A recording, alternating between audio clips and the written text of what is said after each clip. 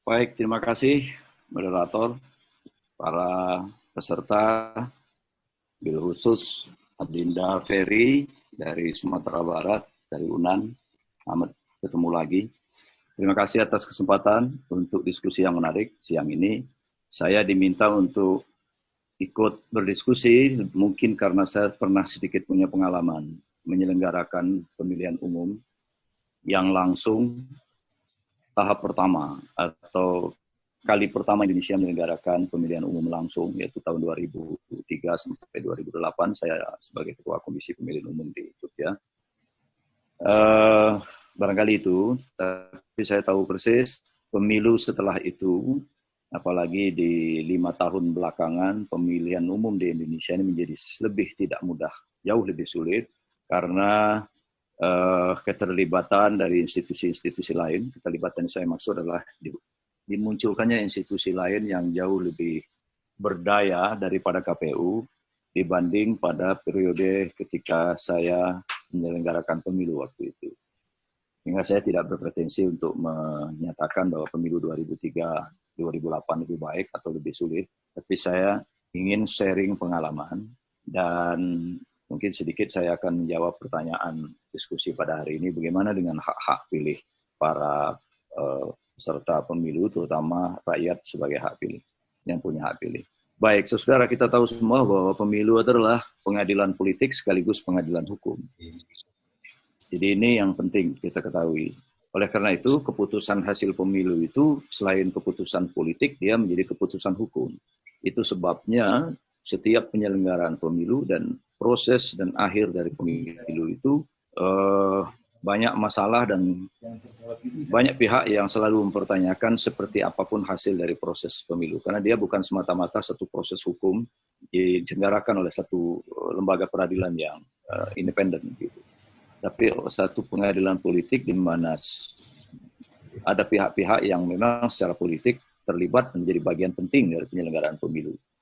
Nah, saudara, kedua pengadilan itu, pengadilan politik dan pengadilan hukum itu digelar 5 tahun sekali di Indonesia, Amerika 4 tahun sekali, yang disiapkan dengan kerangka ada aturan main, undang-undang pemilu, undang-undang partai politik, undang-undang tentang komisi pemilihan umum, dan seterusnya.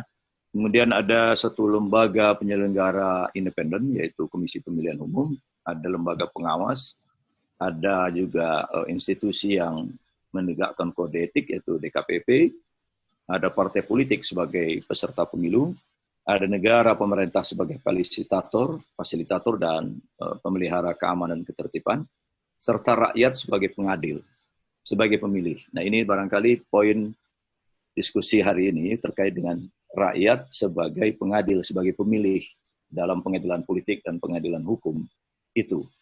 Nah, saudara-saudara, ada satu prinsip penting, bahwa pengadilan politik, pengadilan hukum yang disebut pemilu itu akan berjalan demokratis dan disebut sebagai pemilu yang demokratis jika memenuhi apa yang disebut dengan prinsip predictable process atau predictable prosedur, unpredictable result.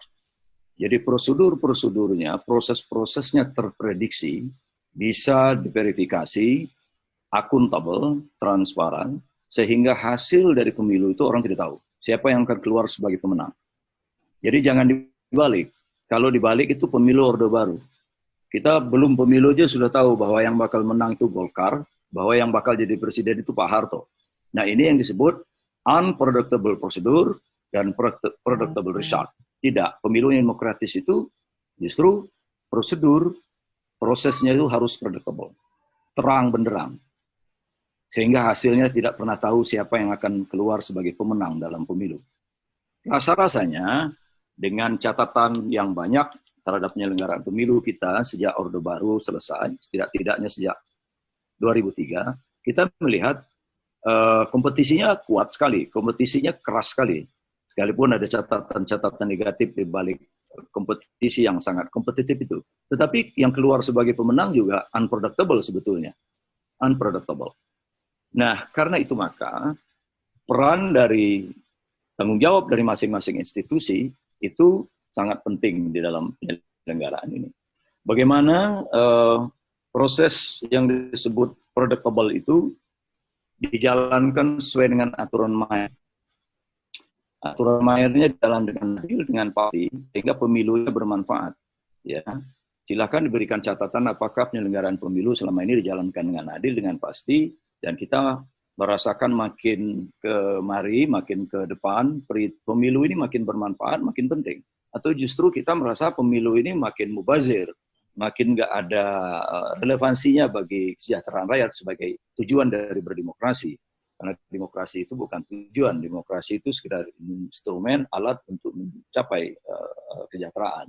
Bagaimana siapa yang menjalankan kewajibannya dengan sungguh-sungguh, dengan benar, dan yang punya hak menjalankan haknya secara bermartabat dan terhormat. Nah, kita tahu semua bahwa Indonesia ini menempatkan pemilihan umum itu sebagai hak.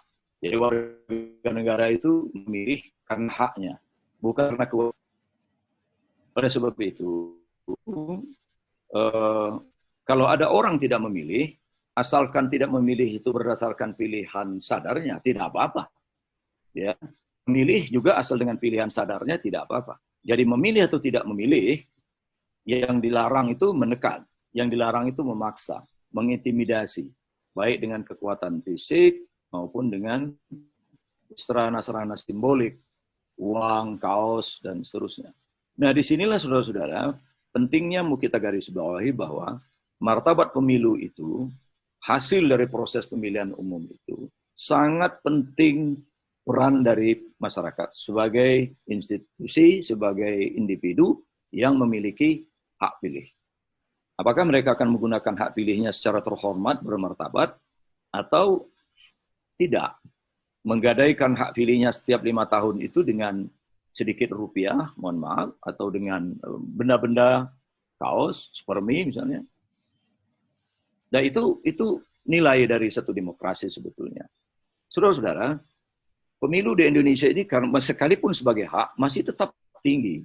Pemilu terakhir kita kira-kira 72-73% partisipasi. Amerika itu terakhir itu 59,75%. Itu termasuk tinggi.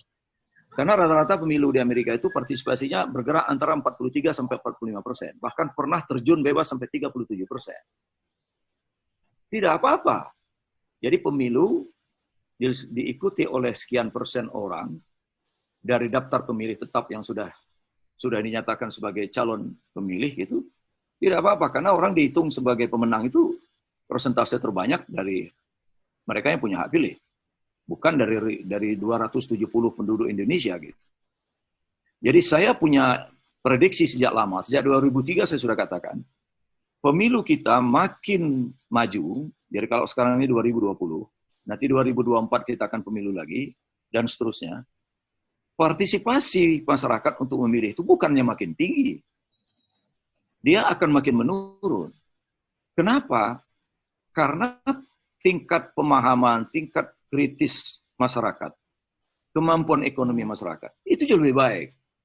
Ketika situasi itu mencapai tingkat-tingkat kebaikan tertentu, rasionalitas pemilih itu makin tinggi. Dia akan lihat siapa calon, siapa partai yang akan bertarung.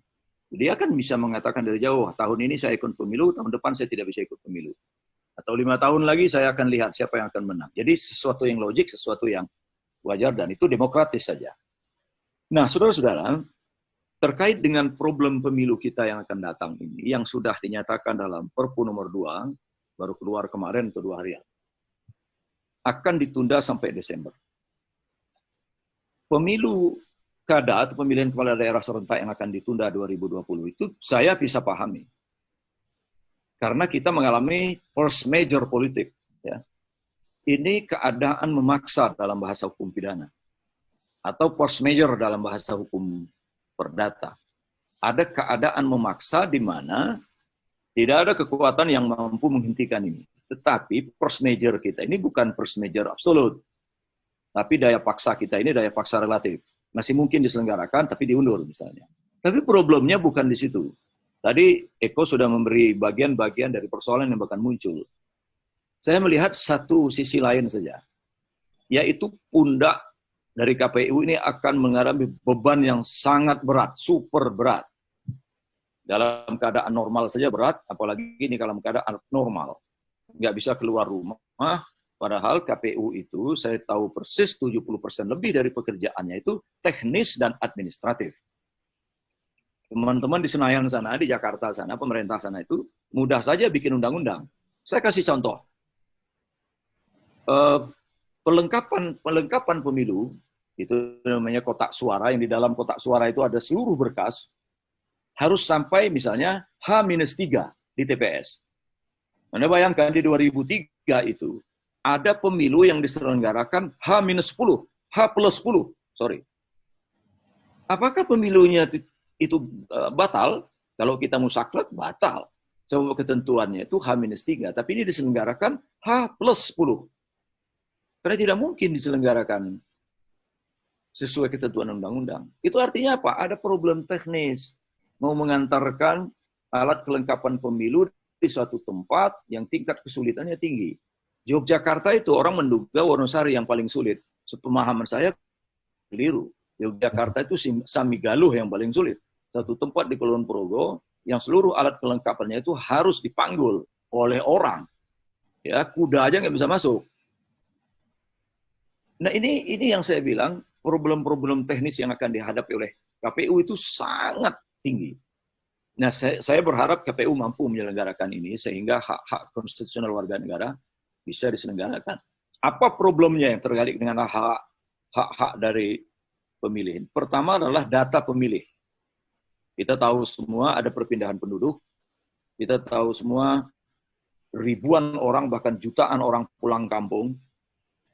Apakah mereka akan kembali ke tempat di mana mereka didaftar sebagai pemilih, misalnya? Sekian juta orang keluar dari DKI, dan mungkin sebagian bisa kembali, sebagian tidak bisa kembali, atau sebagian tidak mau kembali, dan dia tidak tercatat sebagai pemilih di tempat asalnya. Ini pekerjaan besar bagi pemilih. Cukup waktukah mereka menyiapkan itu? Dan itu tidak bisa diatasi dengan Zoom begini. Ya, mendaftar pemilih secara Zoom.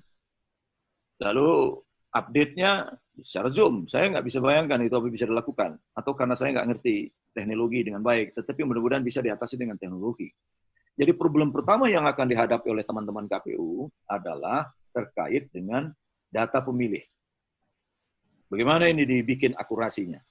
Harusnya pemerintah punya antisipasi terhadap ini. Dan KPU harus memberikan semacam legal opinion terhadap ini dari sekarang. Pemerintah diberi warning, ini kesulitan kita. Jadi jangan menunggu ketika saatnya sudah dekat baru bicara tentang problem kita menghadapi updating data pemilih. Sekarang harus dilakukan legal opinion. Ini opini hukum kita terhadap daftar pemilih. Kalau tidak, nanti khawatir KPU menjadi pihak tertuduh dianggap nggak siap. Itu satu. Anggaran yang kedua. Anggaran kita sekarang ini APBN, terutama termasuk APBD, tersedot habis untuk menangani COVID-19. Apa cukup tersedia anggaran? Saya tidak tahu. Tapi ini masalah. Dan saudara-saudara, anggaran itu bagi orang yang belum pernah menyelenggarakan pemilu, dia pikir sesuatu yang given saja, sudah selesai. Keliru. Pengalaman saya dan teman-teman yang menyelenggarakan belakangan, tidak sedikit uang pribadi harus keluar lebih dulu untuk menyelesaikan masalah-masalah teknis di lapangan. Jadi orang-orang yang nggak pernah menyelenggarakan pemilu akan mudah saja menuding Komisi Pemilihan Umum itu bekerja tidak becus. Coba ikut dulu menjadi penyelenggara pemilu, minimal menjadi KPPS lah. Minimal jadi KPPS. Jadi sangat tahu betapa beratnya menyelenggarakan pemilu. Kenapa? Karena terikat dengan waktu. Waktunya itu ditentukan. Ini sekian waktu. Tindakan ini sekian waktu. Nggak boleh lebih. Sebab kalau lebih potensial digugat oleh peserta pemilu, partai politik, dan individu-individu peserta pemilu. Jadi KPU itu bukan 24 jam bekerjanya. Nggak ada jamnya. Nggak ada jamnya. Jadi saya sangat apresiasi dengan rekan-rekan yang kebetulan menjadi anggota KPU dan mungkin ada yang ikut dalam diskusi ini. Karena itu saya sampai sekarang setiap diminta oleh wartawan untuk beri komentar terhadap pemilu, saya tidak pernah mau bicara tentang itu. Karena saya tahu persis problemnya. Kemudian kesiapan pengamanan. Tanpa pengamanan sulit sekali. Bagaimana di institusi keamanan kita, terutama kepolisian? Sampai sejauh mana kesiapan? Menyelenggarakan pemilu dalam situasi yang sulit seperti ini. Kemudian yang lain lagi, ini untuk pengawas, potensi permainan uang itu tinggi. Ada semacam hubungan kausalitas situasi di luar kepemiluan itu sendiri, di mana ada orang sedang mengalami kesulitan keuangan karena situasi virus ini, dan di lain pihak ada yang punya kepentingan terhadap situasi itu para calon. Ya, bantuan-bantuan aja sudah mulai distempeli nama calon kok, gimana? Pemilunya masih Desember. Ya, APD udah ditempelin. Padahal itu APD itu bukan dari yang bersangkutan, tetapi dari bantuan-bantuan masyarakat sipil, bantuan-bantuan dari pemerintah, sudah ditempeli seperti itu. Bagaimana ketika pelaksanaan hari H? Saya mau simpulin bahwa hak konstitusional warga negara tidak akan bisa diselenggarakan dengan baik, bahkan dalam situasi normal pun ada bolong-bolongnya, ini situasinya abnormal. Tinggal adalah apakah kita mau memaklumi, menerima kenyataan ini sebagai pemilu yang sangat tinggi potensi kecurangan, potensi tidak bisa diselenggarakannya dengan baik hak-hak konstitusional warga negara atau tidak. So, kalau kita tidak, ya berarti akan ada begitu banyak gugatan, akan ada begitu banyak protes yang akan terjadi, dan KPU akan menjadi pihak yang tertuduh. Bawaslu akan menduduh KPU, DKPP akan bersidang dengan gencar saat KPU sedang melakukan kegiatannya, lalu 2-3 orangnya disidang oleh DKPP. Nah, saya kira ini masalah-masalah yang akan dihadapi oleh teman-teman Komisi Pemilihan Umum. Masih ada waktu, Juni, Juli, Agustus, September, Oktober, November, 6 bulan untuk mereview pekerjaan KPU dalam rangka menjawab pertanyaan apakah Komisi Pemilihan Umum sebagai garda depan penyelenggaraan pemilu bisa melaksanakan, menyelenggarakan, dan memastikan hak-hak konstitusional warga negara itu bisa dijalankan dengan baik. Terima kasih, Despan, saya kembalikan.